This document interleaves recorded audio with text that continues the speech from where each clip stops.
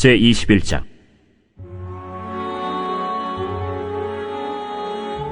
여호와께서 말씀하신 대로 사라를 돌보셨고 여호와께서 말씀하신 대로 사라에게 행하셨으므로 사라가 임신하고 하나님이 말씀하신 시기가 되어 노년의 아브라함에게 아들을 낳으니 아브라함이 그에게 태어난 아들 곧 사라가 자기에게 낳은 아들을 이름하여 이삭이라 하였고 그 아들 이삭이 난 지 8일 만에 그가 하나님이 명령하신 대로 할례를 행하였더라.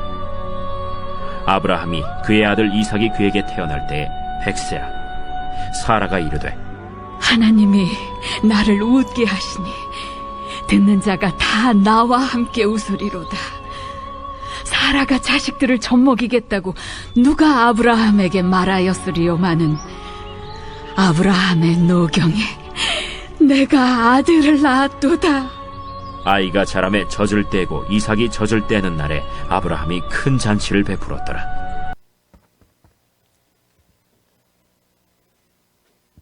하나님께서 아브라함에게 이렇게 말씀합니다. 너는 갈대아 우르를 떠나라. 그러면 너의 자손이 하늘의 별처럼 많아질 거다. 근데 그 하나님이 그 약속하신 것이 아브라함이 생각하기에는 이때쯤 되겠지라고 하는 아브라함의 때에 아브라함의 생각대로 되어지지 않습니다. 계속 지연되고 또 안 주실라는가 보다 하는 그런 의심이 들 때마다 하나님이 이렇게 말씀하세요. 아니야, 내가 너에게 반드시 준다는 겁니다. 내 몸에서 난 자를 내 씨를 통해서 하늘의 별처럼 많은 자손을 줄 거다. 이렇게 약속해 주십니다. 그런데 아브라함이 기다려봐도요, 그 때가 자녀가 자기 집에 태어나지 않는 거예요. 그때쯤 되어졌을 때에 그 아브라함도 포기하는 것 같았어요. 아브라함이 포기하니까 그 아내도 포기한 것 같습니다. 둘 다 포기해서 한 일이 어떤 일이었습니까? 이제 시바지에서 이스마엘을 얻게 되죠. 그리고 나서 이제 생활을 쭉 지나다가 이제 한참 만에 하나님이 나타나셔서 이제 아브라함에게 아들을 준다는 겁니다. 그것이 창세기 17장에 나오는 이야기죠. 17장에 나온다고 아들을 준다고 얘기하니까 아들을 준다고 얘기하는 말을 듣고 난 다음에 아브라함이 그 말에 대해서 시큰둥합니다. 시큰둥한데 그 아들을 준다는 말씀과 함께 하나님께서는 어떻게 일을 전개시키냐면 그 아브라함과 사라의 이름을 이제 본래 이름 바꿔주는 거죠.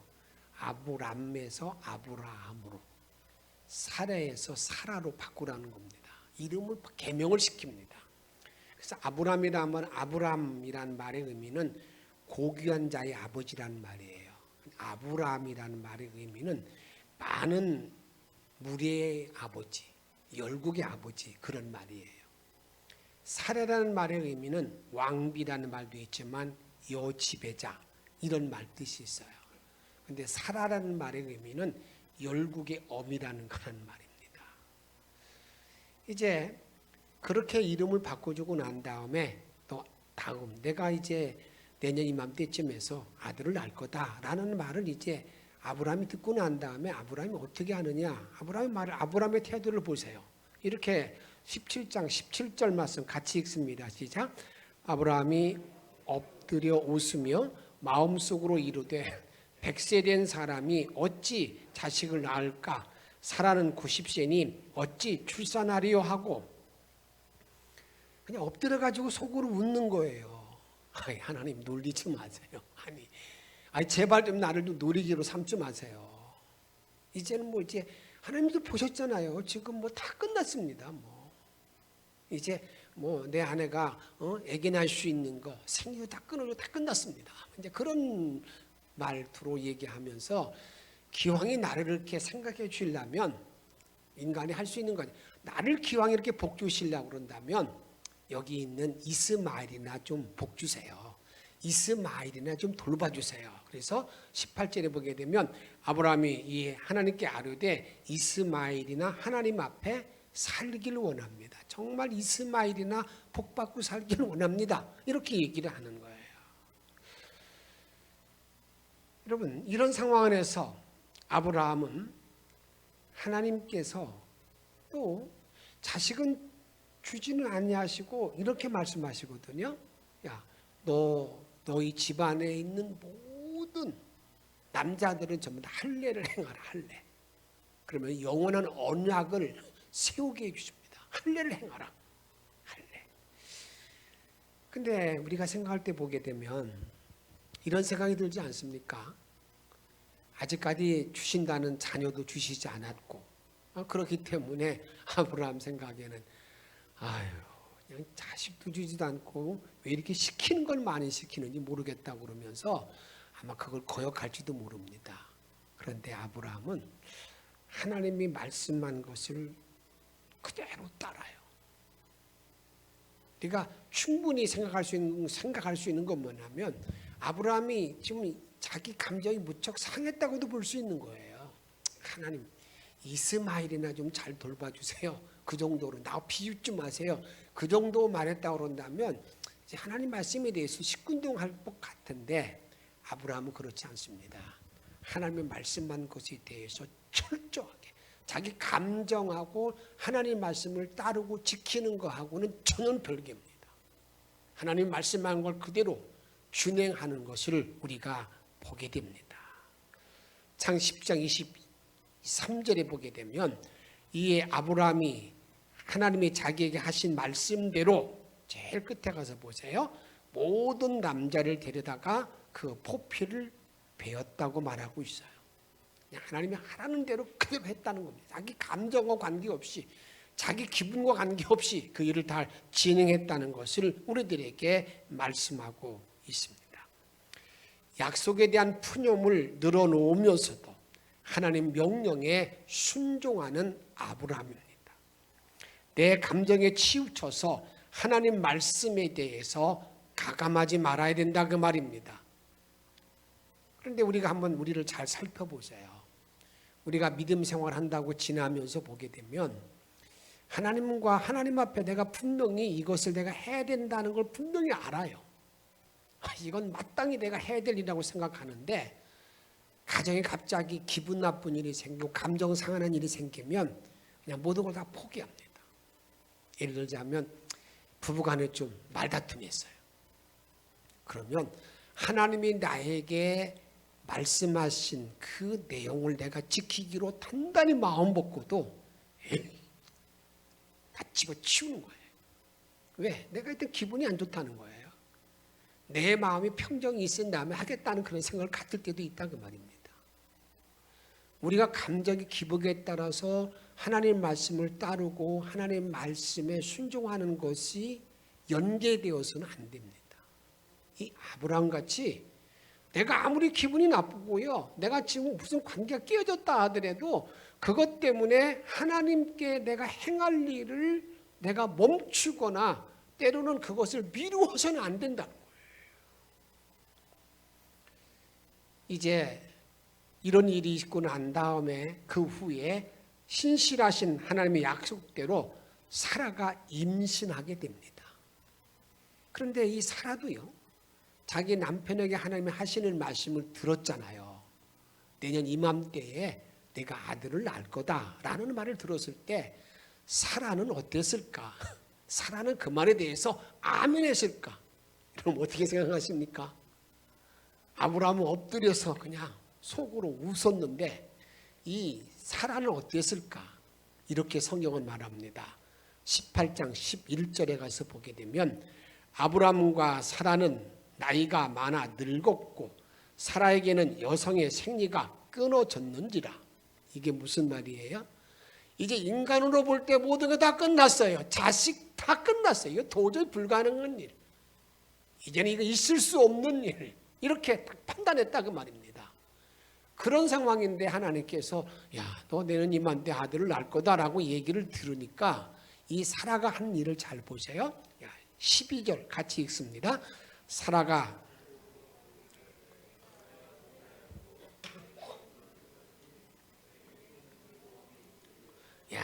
내가 무슨 즐거움이 있으리요. 속으로 웃고 하나님 말씀에 대해서 아브라함과 똑같이 제발 좀 조롱하지 마세요. 준다는 아들 여기까지 25년 지날 때까지 안 주시고 나서 지금 무슨 또 지금 준다고 또 그러십니까? 이렇게 말하고 있는 거예요. 여러분 어떻습니까?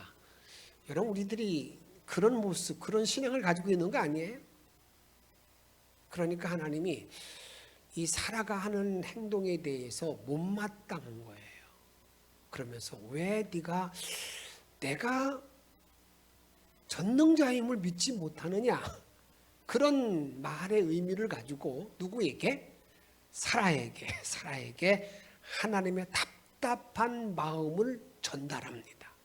어떻게 이렇게 전달합니다. 18장 14절에 보게 되면 여호와께서 능하지 못한 일이 있겠느냐? 기한이 이를 때에 내가 내게로 돌아오리니 사라에게 아들이 있으리라. 너 왜 하나님의 능력을 못 믿느냐? 그런 질문을. 왜 하나님의 능력을 믿지 못하느냐? 이건 지금 우리에게 던지는 질문이 아니겠어요?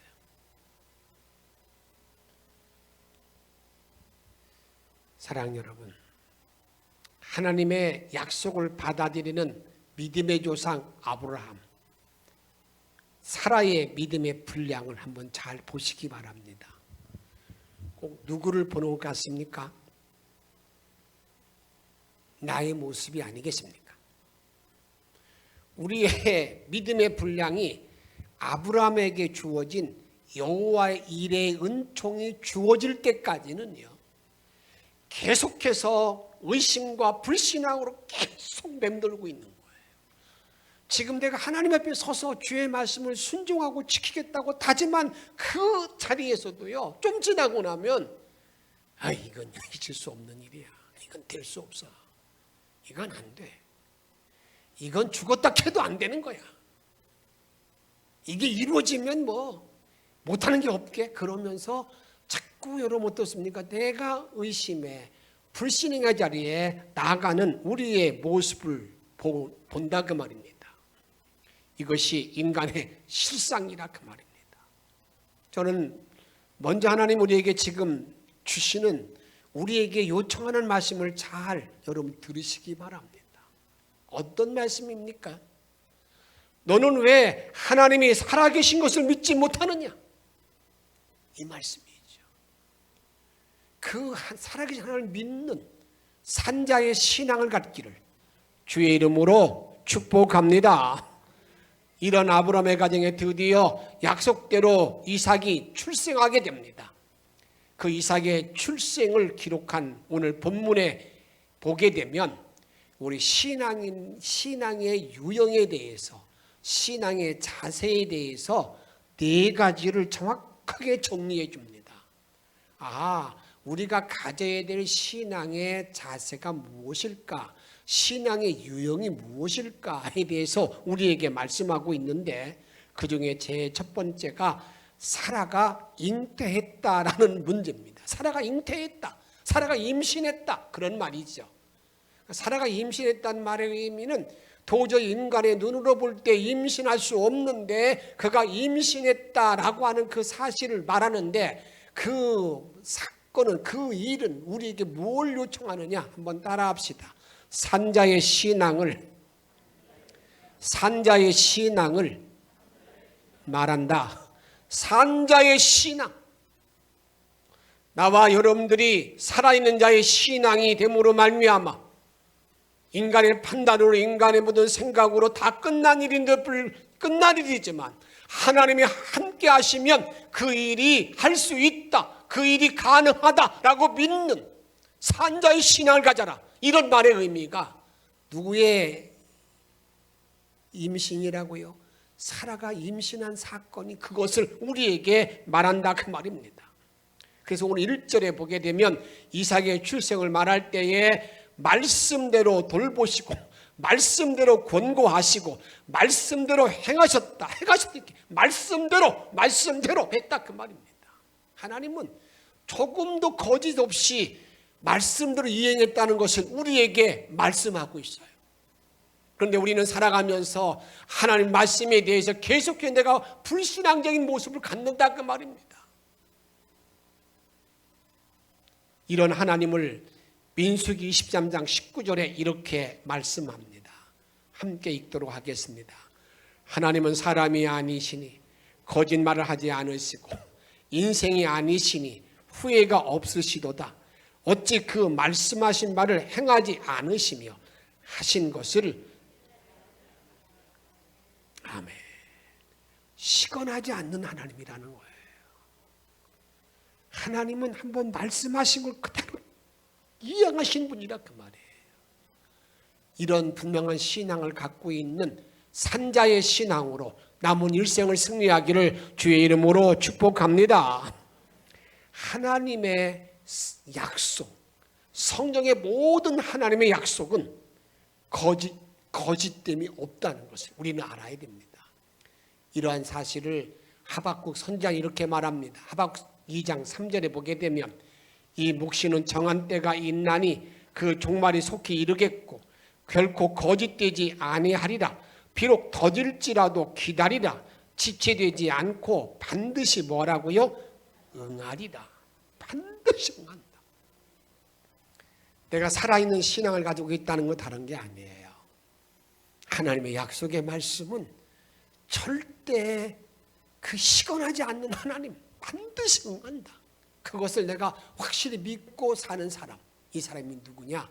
이게 산자의 신앙인데 그 산자의 신앙을 사라의 임신을 통해서 우리들에게 말씀하고 있다 그 말입니다. 오늘 이삭의 출생은 산자의 신앙을 말하는데 그것은 살아계신 하나님의 능력을 내가 믿어야 한다는 것이에요. 살아계신 하나님의 능력을 내가 믿고 살아가는 사람, 이런 산자의 신앙으로 살아가야 된다는 것을 우리들에게 말한다 그 말입니다. 성경은요 이런 능력으로 꽉 차 있는 게 아니겠습니까? 여러분 자녀 출생에 대한 모든 문제를 보아도요 성경의 믿음의 조상들, 여러분 아브라함의 아내였던 사레도, 그다음엔 그 이삭의 아내였던 리브가도 전부 다 성녀입니다. 아기 낳지 못하는 자들이었잖아요. 그런데 그들을 통해 자녀가 출생되지 않습니까? 그리고 한나라는 여인을 통해서도 사무엘을 줄 때 그 한나도 역시 마찬가지입니다.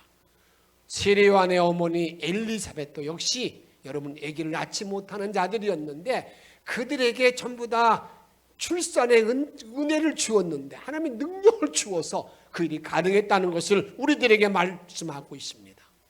저는 오늘 영천의 모든 성도들이 남은 모든 삶을 살아가는 동안에 이러한 산자의 신앙으로 주님의 전능자를 믿는 믿음으로 하루하루를 승리하고 열매를 거두기를 주의 이름으로 축복합니다. 두 번째로 우리에게 말하는 이삭의 출생을 통해서 우리에게 두 번째로 말하는 것은 한번 따라합시다. 순종하는 신앙. 순종하는 신앙.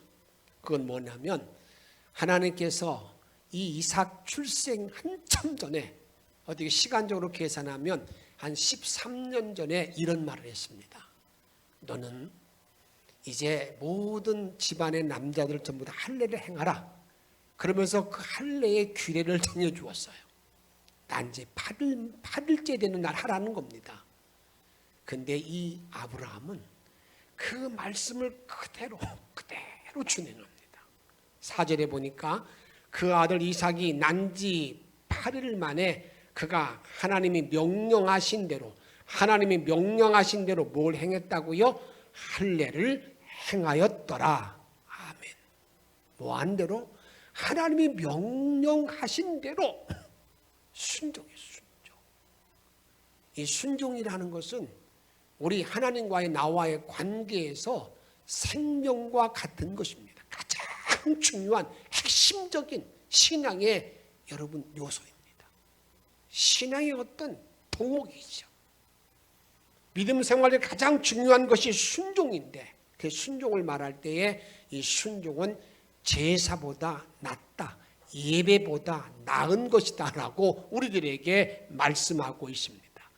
사무엘상 15장 22절에 보게 되면 사무엘이 이르되 여호와께서 번제와 다른 제사를 그의 목소리와 청종하는 것을 좋아하심같이 좋아하시겠나이까?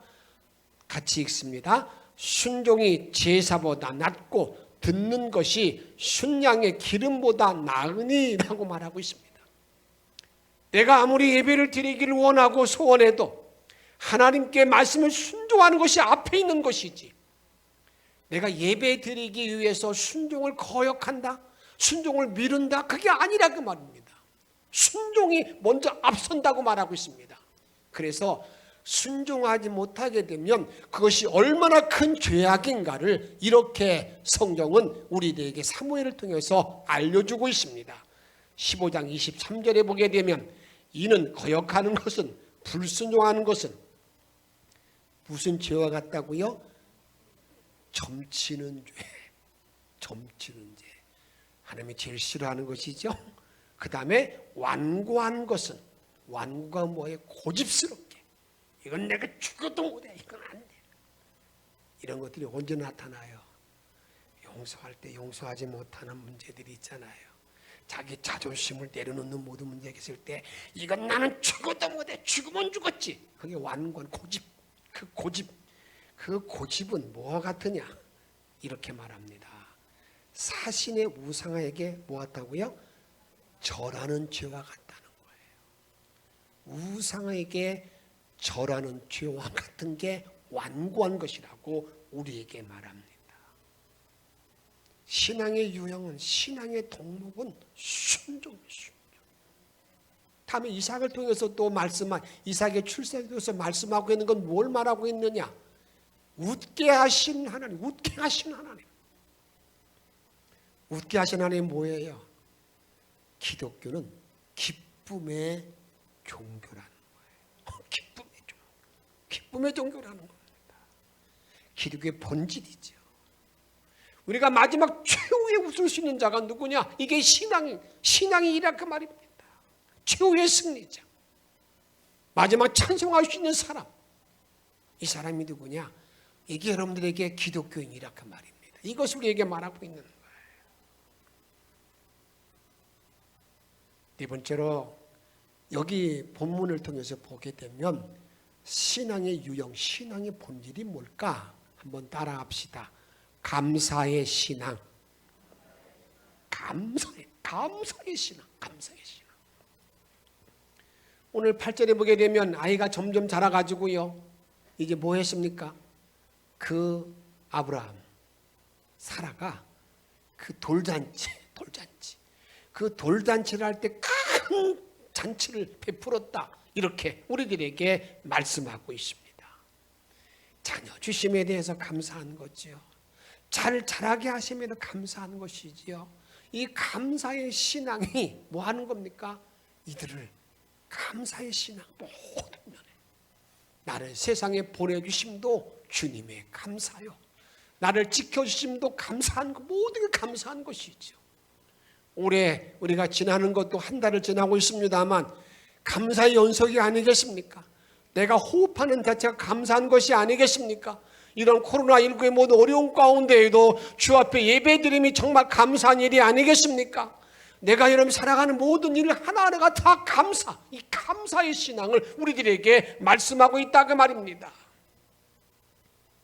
이런 기독교의 본질이 이제 시간이 지나면 지날수록 여러분 마지막 종말이 가까우면 가까울수록, 주님의 재림이 가까우면 가까울수록 점점점 변질됩니다. 이러한 사실을 구세군의 창시자였던 윌리엄 푸드 대장이 이런 말을 했습니다. 앞으로 기독교는 이렇게 될 것이다. 다가올 미래에 기독교 이렇게 얘기하고 있습니다. 회개 없는 중생. 내가 구원받는데 회개를 말하지 않고, 그 다음에 성령 없는 기독교. 내가 기독교의 삶을 내가 말하는데 성령의 역사를 말하지 않아요. 하나님이 없는 성교. 성교하는데 자꾸 사람의 이름으로 하는 거예요. 지옥 없는 천국. 천국을 말하는데 지옥에 대해서는 말하지 않아요. 이런 종류가 될 십자가 없는 구원. 내가 구원받는데 십자가의 보혈의 피를 말하지 않는 그런 시대가 올 것이다. 지금 그런 시대가 되어 있지 않습니까? 더 무서운 것은 여러분, 현대교회에 심각한 문제가 있는데 그게 뭡니까? 강단에 세속합니다. 이 강단에 세속하라는 것이, 이 강단에 자꾸 세상에서 돈 버는 이야기, 세상에서 잘 되는 이야기, 이런 이야기만 자꾸 얘기하고 있는 거예요. 강단에 타락하죠. 하나님의 거룩함과 하나님의 존귀함이 드러나지 않는 모습을 본다 그 말입니다. 또 강단에 비복음화, 복음이 없어요. 복음이. 이런 모든 일들, 이런 일들을 우리가 어떻습니까?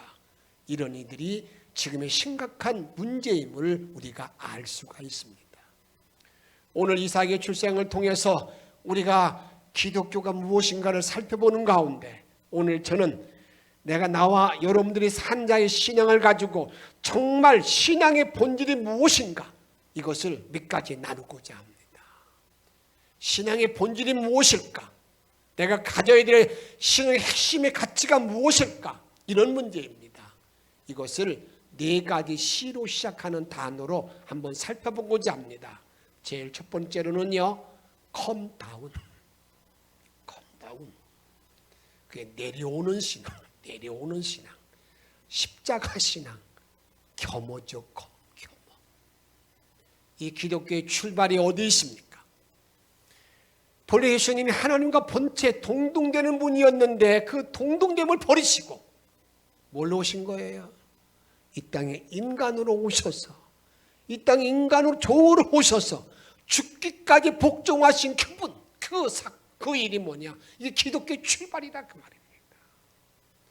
그분 십자가의 죽으심으로 말미암아 은혜를 주셔서 나에게, 나와 여러분들에게 구원의 길을 주셨다는 사건, 이것이 기독교 컴다운이라 그 말이에요.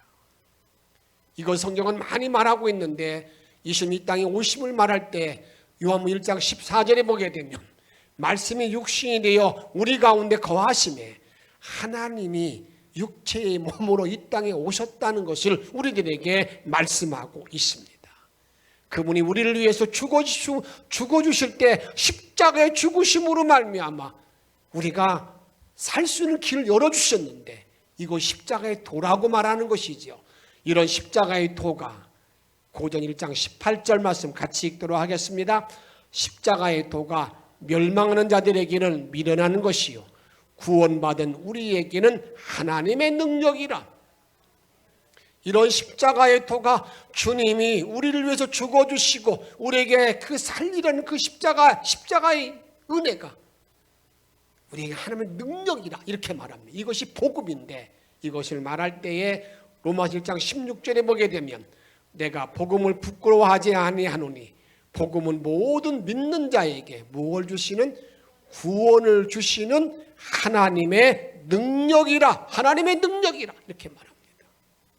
그래서 십자가는 하나님의 능력이 되는데, 여러분, 구원받을 자에게 하나님의 능력이 되고 지혜가 된다는 것을 우리들에게 말씀하고 있습니다. 왜 하나님께서 내려오셨습니까? 왜 하나님이 인간이 되셨습니까? 다른 이유가 아닙니다.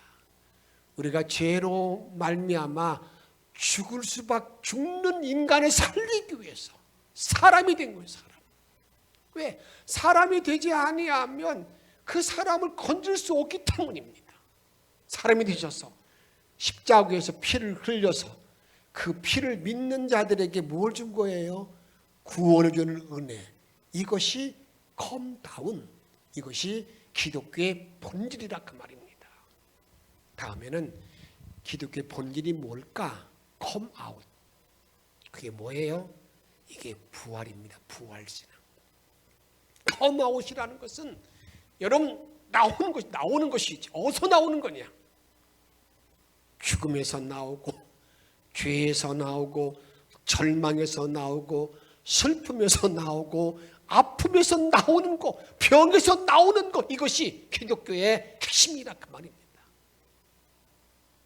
예수님이 아주 사랑했던 나사로가 죽었습니다. 나사로의 무덤에 갔을 때 주님은 이렇게 말씀합니다. 나사로야 나오라, 나사로야 나오라, 이렇게 말씀하셨어요. 우리는 이런 분명한 신앙의 자세가 있어야 됩니다. 내가 주님을 믿으면 구원을 받은 모든 자들에게는 부활의 영광이 나에게 주어지는데, 만약에 나 자신이 여러분 죄의 잔에서 나오지 못하면 그 사람은 부활의 신앙을 가지고 있지 않는 자입니다. 때로는요, 자기 악한 그 죄성에 꼭 매여가지고요, 그 죄에 막 묶여서 나오지 못한 사람이 있어요. 또 끌려다니고 또 끌려다니고 또 끌려다니고, 거기서 나오지 못하면 기독교의 본질을 알지 못하는 자임을 알아야 됩니다. 나의 모든 게으름을 계속 피운 사람이 있어요. 했던 일 또 하고 또 하고 또 하고 또 하고, 거기서 나오지 못하면 부활의 신앙이 없는 사람이에요. 말로만 하늘 뿐이지. 인간의 최고의 두려움과 최고의 어두운 것이 뭡니까? 죽음인데, 우리 예수님께서는 죽음을 이기시고 내가 부활했다, 그렇게 말씀하고 있지 않습니까? 그러면 나에게 말하는 거예요. 너도 뭐 하라는 겁니까? 거기서 나오라고 우리에게 말씀한다, 그 말입니다. 하루살이와 모기가 재미있게 놀았습니다. 아침 일찍부터 저녁 늦게까지 그냥 신나게 놀았어요. 그렇게 재미있을 수가 없었어요. 근데 이제 모기가 너무나 피곤했어요. 그래서 하루살이에게 말합니다. 야, 하루살이, 내일 놀자. 내일 그만 가고 내일. 하루살이가 말하기를, 야, 내일이 뭐냐? 여러분, 정말 부활이 없는 사람들은 내일이 없기 때문에 그냥 마음대로 살잖아요. 그런데 부활이 있는 사람들은 마음대로 살지 않습니다. 왜? 더 나은 본향을 위해서 그렇게 애쓰고 쓰고 헌신하는 거예요. 이러한 모습을 누구를 통해서? 아브라함을 통해서 우리에게 증언해 주고 있습니다. 아브라함이 하나님의 부르심을 받고 갈대의 우르를 떠나서 가나안 땅에 왔어요. 그때 갈대의 우르로 갈 수 있는 기회는 참 많이 있었지만 아브라함은 나그네의 모든 삶을 삽니다. 왜 그랬습니까? 그것은 더 나은 본향을 사모하고 우리 하나님이 준비해 주었기 때문이라고 우리에게 말씀합니다. 이렇게 말씀합니다. 히브리서 11장 15절에 보게 되면, 그들이 나온 바 본향을 생각하였더라면 돌아갈 기회가 있었으려니와, 16절 같이 읽습니다. 그들이 이제는 더 나은 본향을 사모하니 곧 하늘에 있는 것이라. 이러므로 하나님이 그들의 하나님이라 일컬음 받으심을 부끄러워하지 아니하시고 그들을 위하여 한 성을 예비하셨느니라. 아멘. 우리 기독교는요, 더 나은 본향 천국을 바라보면서 오직 주님을 바라보고 나가는 사람, 이것이 산자의 신앙이라 그 말이에요. 다음에 세 번째로 기독교의 본질이 뭘까? 커먼. 예수를 따르는 신앙, 예수를 닮는 신앙, 그것이 예수의 흔적을 가지고 있는 사람, 이 사람이 기독교의 본질입니다. 내가 예수를 믿으면서 계속해서 나에게 예수의 흔적이 나에게 닮는 거예요. 주의 인격이 나에게 나타나는 거예요. 아, 저게 예수 믿는 사람이구나, 이게 보여지는 거랄까 말입니다. 그래서 항상 주바라기 신앙인 거예요. 주님만 바라본다 그 말입니다.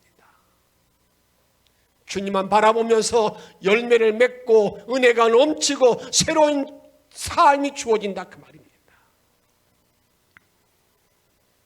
마태가 세관에 있을 때입니다. 세상적으로 말하면 부유하고 돈 많이 벌 수 있고 넉넉하게 살 수 있는 그런 직장이 아니겠습니까? 그때 주님이 예수님이 말씀하셨습니다. 나 따라와. 다 내려놓고 가잖아요. 내 마음에 그리스도의 집이라는 몽고교수의 글이 있습니다. 그분은 이렇게 말합니다. 나의 집에 예수님이 찾아오셨습니다. 내 집에 예수님이 찾아오시면 내 집에 거실도 안방도 화장실도 냉장고도 다 보여줄 수 있어야 된다는 거예요. 그게 예수님을 따르는 사람이라는 거예요. 여러분 어떻습니까? 지금 여러분 집을 방문했습니다. 여러분 어느 데 가서 연락을 오면 아이고 거기는 보지 마세요. 지저분해요. 그렇게 말하고 있지 않습니까? 정말 예수님을 따르는 모든 사람들은요, 항상 나를 다 이렇게 주의 인격이 드러나는 사람, 주님을 따르는 신앙, 이게 기독교의 본질이라는 거예요. 네 번째로 come after, 대를 잇는 신앙, 천대까지 복을 받는 신앙. 출애굽기 20장 6절에 보면 이렇게 말합니다. 나를 사랑하고 내 계명을 지키는 자에게는 천대까지 은혜를 베푸느니라, 이렇게 말씀하고 있어요. 당대의 신앙이 끝나는 것이 아니라 천대까지 복음이 그렇게 이어지는 신앙, 이걸 갖고 있어야 된다 그 말이에요. 사랑하는 성도 여러분, 저는 여러분에게 부탁하고 축복하는 것은 대를 잇는 신앙으로 남은 일생을 살아갈 뿐만 아니라 대를 잇는 신앙을 정말 자랑하기를 바랍니다. 내가 영천교회 몇 대 신앙이라고 말할 수 있는 그런 자를, 그런 가정을, 자녀를 이어갈 수 있도록 해야 된다 그 말입니다. 가능하면 믿음의 그 삶을 이뤄나갈 때에 이러한 신앙의 그 본질을 정확히 알고, 어떤 겁니까? 내가 산자의 신앙을 가지고 또 어느 자리에 나가는 겁니까? 항상 부활의 신앙과 예수님을 따르는 신앙으로, 그리고 대를 잇는 신앙으로 주께 영광 돌리고 열매를 맺는 영천의 모든 성도들이 다 되어지기를 주의 이름으로 축복합니다. 오늘 주신 말씀을 기억하면서 정말 내가 산자의 신앙의 믿음을 가지고 살아가기 위해서 할 수 있다 하시는 이 찬양을 부르시면서 함께 기도하도록 하겠습니다.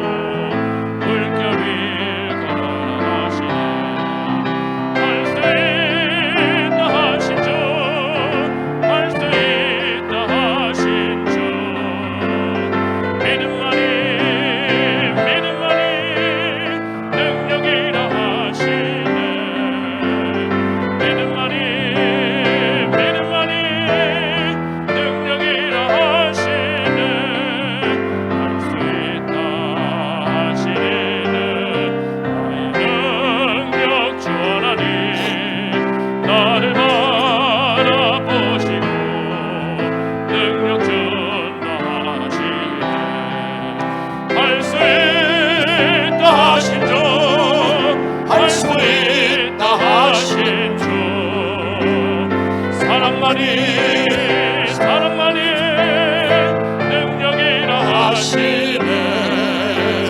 사랑만이 능력이라 하시네. 할 수 있다 하시는 나의 능력 주 하나님, 주저 말라 하시고 십자가를 할 수 있다 하신 주, 할 수 있다 하신 주, 희생만이 능력이라 하시네. 희생만이 능력이라. 6절만 다시 1절 부르겠습니다.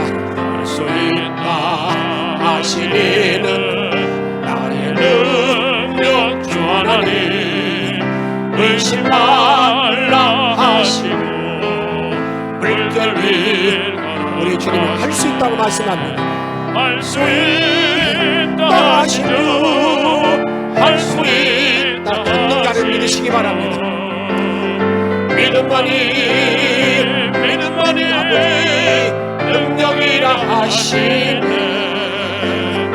믿음만이 능력이라 하시네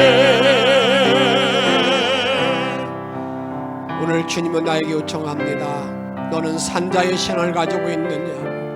하나님의 능치 못할 일이 없다는 사실을 내가 정말 믿고 있느냐고, 내가 부활을 믿고 있느냐고 나에게 묻습니다.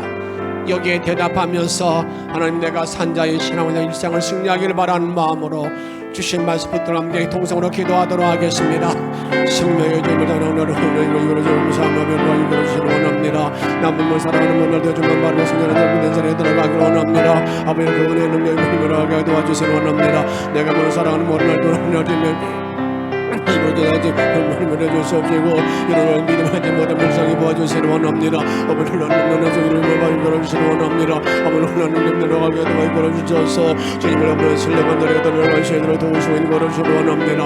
아버지 하나님 걸어주시옵시고 주님을 신뢰한 자리에 들어가시도록 걸어주시길 원합니다. 놀라운 영혼의 능력을 우리가 도와주셔서 하나님만 바라보는 자리에 걸어주시옵시고 주님은 주님을 도와주시길 원합니다.